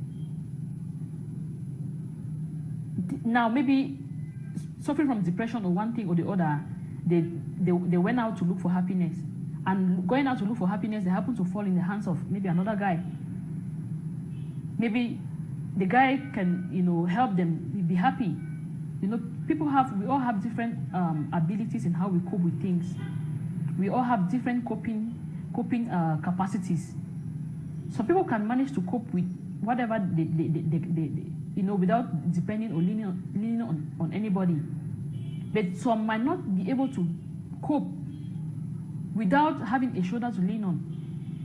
Now, in a case like this, you go to cry about the stress you're going through in your marriage, and you're crying and leaning on a male shoulder. And that male shoulder becomes so comfortable that before you know it, it goes beyond just leaning on the shoulder. At the end of the day, you might end up regretting that I never wanted to cheat on my husband, but just because you don't have that ability to cope with it without having someone to lean on. So women can find themselves in different situations. That's why I said it is a complicated topic. But in as much as we are not encouraging women to cheat on their husbands because their husbands are cheating. If your husband is a cheat, pray for him. I know that some behave like they have been cursed. The kind of cases I've handled within this period on cheating, sometimes, a tear or two drops down my eyes. I begin to look at what women go through. It's really a lot. But I think women should stand up. Not to go cheating, but they should pursue career. They should do something that keeps them occupied. If marriage is not working, preoccupy yourself with something that can keep you happy and keep you focused and give you reasons to keep living, not cheating. Not cheating. Good evening, Mr. Liu. I praise God for the great men of God making up the panel. There are people who base on the kind of life they lived and kind of company they kept, especially during their youth and school days, has built a nature in them that they can't do without cheating. To them, cheating makes you the man or a strong man. They don't see anything wrong with cheating. According to them, you must not eat a goosey soup all the time. You must at least change the dish. If such people get married to the girls of their youth, then no depression can be caused by cheating here. Quarreling solves the issue just temporarily, and anytime the situation arises, the woman knows her man, and hearing or catching him even in the act has become a normal thing, and she is not moved by that. Depression only comes when trust is betrayed, when it is a surprise to one of the spouse. In most cases, some people, no matter what, look at cheating as filthy and will never revenge and soil their integrity because of the betrayer. Stop the calls, please, from a cheating spouse. They find it difficult to see the man they got married to again in this cheating spouse, and anytime love is mentioned in their relationship, that betrayal comes in and the edge dies, thus leading to depression. In such a situation, I recommend the intervention of a counselor. Mr. Liu, more than 90% of men didn't get married to their dream for obvious reasons. Even Pastor Esingeh, I am sure, but because of their person and their integrity, they, after a while, match on. So I don't buy what he says with the aspect of going out because he or she is looking for a missing rib. Tiku Felix is writing from from Boya. Yes, Apostle Alfred Esingeh, we are looking at the aspect of a lady, young lady, who is going out with a husband who is cheating on the wife. Asking whether that lady should remain faithful to such a man. Apostle Ambe says that you should not even there. But even if you are there, you should not also cheat on the other person because you are wasting out. But there are cases where a man is going out with a young lady, and this young lady sees a man who wants to marry the lady, and the married man says, you should not do that. Don't dare leave me. But this married man is living with the wife. What do you tell the young lady? These things are very common now. It is not a new story. They are old stories that have been existing. They have acted it in movies, acted it in places. Yes, we are actors. We write stories. Especially, I personally write stories. I write scripts on certain things like this, and we have seen a lot of these things happening. Normally, married men takes care of younger ladies more than single girls, single boys. So that comfort that a young girl gets makes it hard to want to stay faithful because she wants to benefit from what she gets from the man, but not at the detriment of her own destiny. Not at the detriment of her own destiny. I want to say that you may be getting some benefits from that man. The truth about it is that you're destroying your own destiny too. Or you have decided to tie. Yes, you have decided to tie your destiny to a man. And some women prefer that. I'm telling you. Some women prefer to stay with that man than to go and get a man that they don't yet know.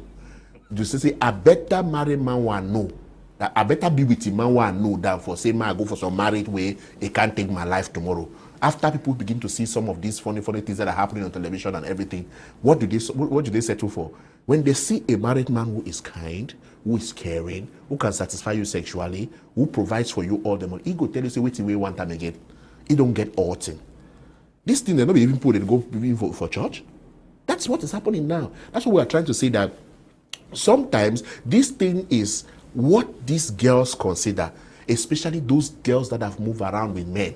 They have seen other men outside, and when they come and meet, and some of them will even be instigating that the man should send away the wife. They are saying that those are yes, and some of them are even praying that the wife should die fast, so that some things will take over. Yes. So these are some of the things that are going on, and we're trying to say that since the society is going this way, much of what we're trying to do is to keep helping ourselves. I'm saying this, Mr. Lou, I say ourselves, because today you may be strong, tomorrow you don't know what happens. Today you may think that you are a superman or a superwoman. You don't know what will happen tomorrow. We are saying these things because people just play around, especially some of men who say that no, they cannot cheat on their wives. They cannot, but you see them turning around women. You know, women today, this sister has come, is playing, say daddy, daddy, daddy. You embrace and you brace. And you don't know that women's body is not ordinary. Some of these women carry strange spirits. By the time you embrace them or want to, feel like, you want to care, what happens? Some of these men fell into this trap when they wanted to counsel a lady and to give counsel to a lady, and the lady began to cry.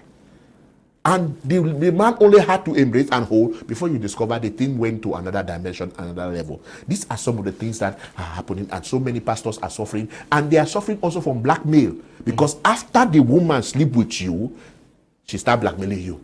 If you leave me, I will bring you problem. All those kind of things. And so you want to pet that situation not to escalate so that you don't have problem. That is why the man also becomes a little bit jealous and begin to tell you that, okay, if you two marry another man, I will show you Pepe. Okay. Those are some of the things. Greetings, Mr. Leo. Please, I concur with Apostle Ambe that the lady who said the fiancé is cheating on her is on the time bomb waiting to manifest in the days ahead. I think the lady in question should consider being born again if she too had been having premarital sex with the said fiancé. Tebon. Hello, Mr. Leo. To the lady whose fiancé wants to have sex with her before marriage, that's very dangerous signal to her. If I were her, I will run for my dear life. Greetings in the house, great men of God. Please, my whole life, I have never had feelings for any man. The mother of two, please, my situation is so critical. If I want to talk, we can take a whole day. Please help me. I'm legally married. I'm Charlotte, writing from Douala. Charlotte, can you just get to us? I'll send you somebody's number so that you can talk with the person. Good evening to you, my very good friend Willie Babot, who is the president of the fan club, My Media Prime fan club in Bamenda. We're glad to know that you are always watching the program. Willie Babot. Good evening to you, Mr. Liu, and the others in the house. I love your program talking about a woman whose husband is a cheat. It takes only the grace of God not to cheat because of your husband is cheating. And you are also cheating. It means all of you are dogs. I have gone through it from when I realized that cheating is part and parcel of most men. I prefer to stay without sex for more than 5 years, so sex means nothing to me. Rose is writing from Douala. Rose, something is not right with you, please. Good evening, Mr. Leo. Your second topic is very educative to me. And any young lady being faithful to a cheating married man is purely long throat. Marion is writing from Douala. Also, Rose, I'll prefer you. I'll give you Madame Fortinglet's number so that you talk with her. Just write to me after the program. Please, Mr. Leo, should men therefore remain cheating because their wives are not satisfying them? They should teach us what they require from us. Cynthia is writing from Melon. Cynthia. Okay, the men should teach you what they want you to do so that you can satisfy them. Mr. Leo, marriages last because of commitment and not love. Most couples who have lived together for 30 plus years will tell you that their love for each other increases as decades pass. Even the beautiful wife you married may change as she gives you children. Only time and commitment builds love in marriage. Stephen Mwambo writing from Boya, good evening to you. Good evening, Mr. Leo. Thanks so much for the topic. I suggest that let husband and wife should learn to understand what makes your husband happy, and same with the wife. This will help manage a cheating spouse, thus avoid depression in the long run. Bowo Shela Ngechop writing from Boya. Good evening to you. Stop calling. When you call, it makes life very difficult for me here in the studio. Now, what do you tell these our sisters? Many of them are going out with married men, and they look at suitors that are wanting to marry them, and they are perplexed, they are confused on what to do, especially when the married men are very caring and loving, like you said, but they are living in sin now. Yeah, that's a sinful relationship to good, and that is somebody who does not like her future. Those are people who want to, God doesn't want chop die. You want to, you know, satisfy your short term and sacrifice your in fact, you want to mortgage your future for a short term kind of thing. Somebody's already married. You are not yet married. Why not keep yourself in chastity and open up to unmarried men who can come to you and marry you and settle with you for life, rather than wanting to, you know, and somebody will tell you that she is married and tell you to stay without getting married and tell you don't have a relationship with another man again. For me, such a person is actually manifesting wickedness of the highest order. What you do in such a case is that you sever yourself, separate yourself from such a relationship, and open up to men that can marry you as single men and live with you for life. You see, such men, by the time they will come back to their senses, they will concentrate on their wives, and you will become the third person singular. You will stay alone there, and the man will be enjoying with his family back at home. And most often, I've had a case where a lady was lamenting on a Valentine's Day. She had planned to have a date with the man on a Valentine's Day, and the woman put the man under house arrest. So you are not moving out of this house today. So the lady got so frustrated and was lamenting that it's like this man I had a plan to move out with today. So she was feeling frustrated. I said, why are you feeling frustrated? Somebody's husband, what is your own problem that the person, you know, because when people get married, there is this mutual accountability they owe one another. So if the woman decides one day that she and the husband are going to stay them at home, you just have nothing to do. You have just nothing to do. So such relationships for me is bondage you're putting yourself in as a young lady. If somebody is married, let him concentrate with his family. Don't be a home breaker. And such people, when you do that, if tomorrow you get married, you'll be paid in your coins. He who lives by the sword dies by the sword. Some other person will also come to break your home as you were breaking another person's home. So if you are not married, in fact, allow the person to concentrate on his wife. You can, the best you can do is to see that you yourself, you build yourself up for marriage and see what to do. One of the things I want to say also, Mr. Leo, is that this thing of cheating we're talking about, it has to do with people getting married, and I think it's Tiku Felix or is it Stephen Mwambo from Boya who talked about commitment. That's a very important issue. Over the weekend, on the 20th and 21st, we gathered some couples in Limbe, and we were doing we had some time in a couples forum.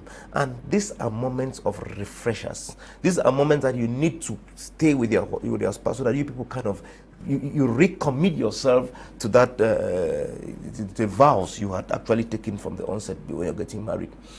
This marriage issue has a lot of storms that come to test it. And if day in, day out, you are not looking for strategies to renew the bond, to reinforce it, it will become a very serious issue to tomorrow when you have some of these pressures come against you and know the bond is not there to keep it intact. Commitment is key. If you are committed to your spouse and you are conscious enough, you don't want to go to cheat on him or her. And even if by accident it happened, you will be trying to put in place some strategies that it doesn't repeat itself. Not that you become a serial cheat. You cheat today, cheat tomorrow, cheat again every other day. So this thing has to do with people taking their commitment and taking their responsibility seriously. The repercussions of this teaching are just too many. And when some people start saying that if men are not allowed to cheat or men are not allowed to marry several wives, what will the other women do? Those are just talks out of, you know, some kind of, I want to say out of frustration. Okay. Yes, there is a way you can keep your marriage under that kind of security and discipline, and things will flow well. I want to get this one again from Annabelle. Annabelle, please just get to me after the program. I'll share either Apostle Ambe's number or Apostle Esingeh or Reverend Kenneth to talk to you. You say, Dwala, my husband left me and my 2 children for his village girl. I can't sleep well since December. I keep thinking each day that passes by, I feel like leaving the world. Please help me. And this day he's about to get married in church. I feel like my whole world was coming to an end. Please, we never know. Your advice can be of great use to me. Please, really need help. Annabelle, get to us after the program. I will share their numbers with you. Greetings to you all in the studio. May God bless you all for your good work. I'm married to a lady who knew she had a child, but after 2 years I discovered she had 2 children, and the painful part was that one she hid from me was the one living under my roof and care in disguise of her late auntie's child. Since then, it kills my affection for her. Bertus is writing from Yaoundé.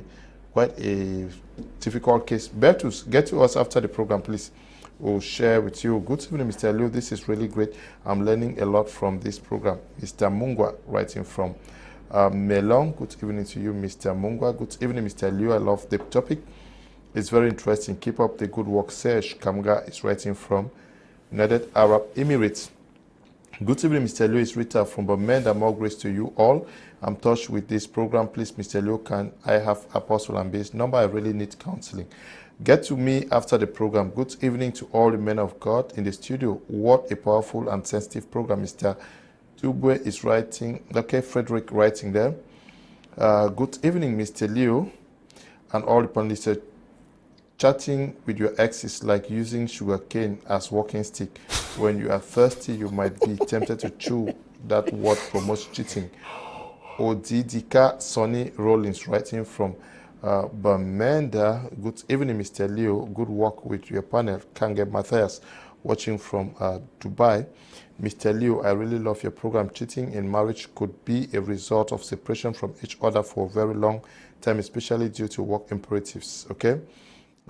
This one is writing from Amanda.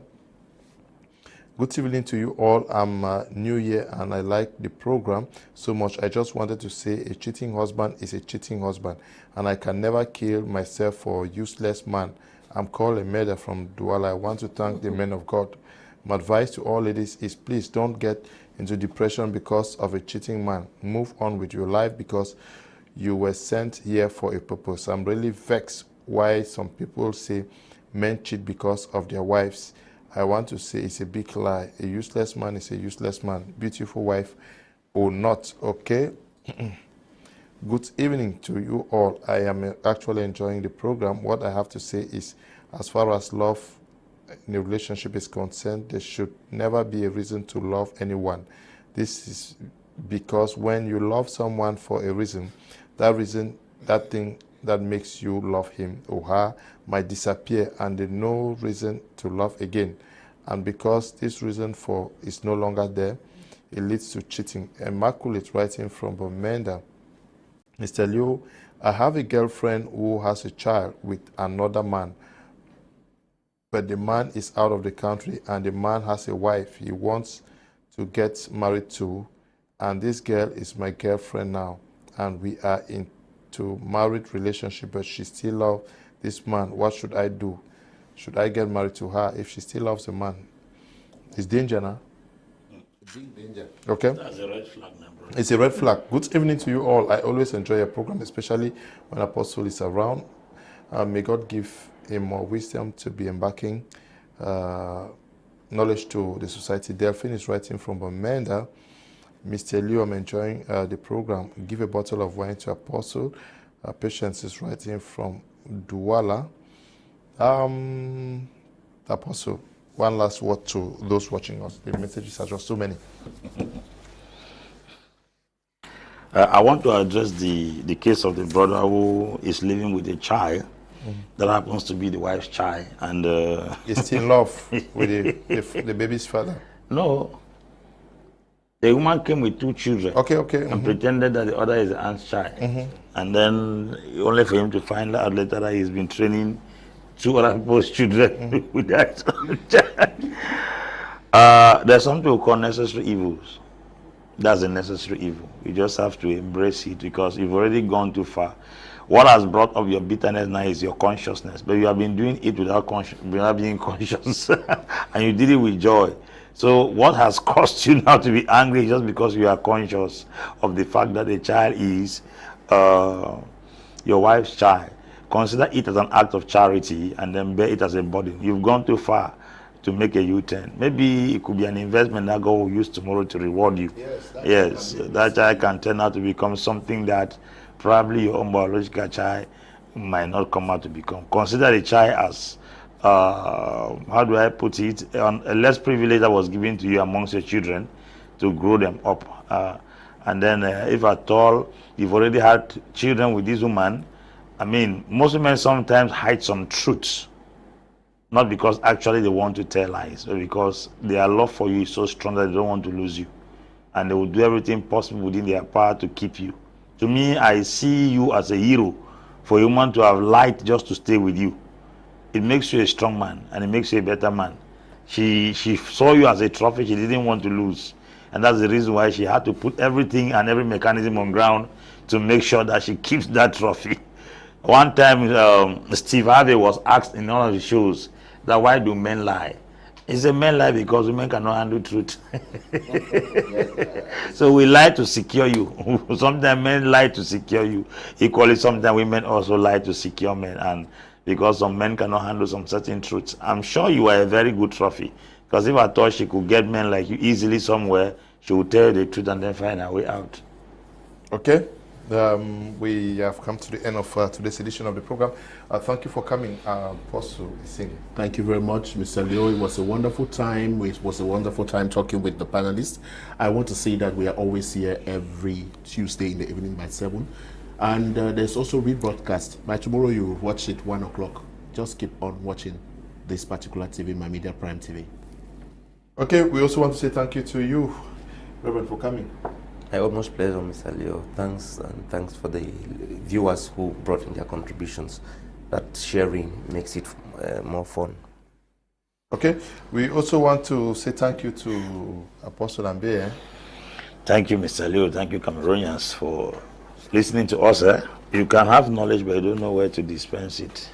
So you are giving us the privilege to talk. We want to thank Mr. Asanji, Yvette, who took part in today's edition of the program from Bomenda, and to the millions of persons watching us, especially the business community, that you can use us to reach out to your audience at a very moderate cost. If you have a good business that you want to advertise or sponsor this program Prime Hour or any other program you may want to sponsor, Crew in the morning, The Brief, Congo Sun News, or any of our programs, please call me and I'll discuss with you, find out how we can help advertise your business so that you can improve on your sales. We want to thank Eli for producing, as well as Desmond for assisting in today's edition of the program. We want to thank you all for watching. Stay blessed. Bye-bye.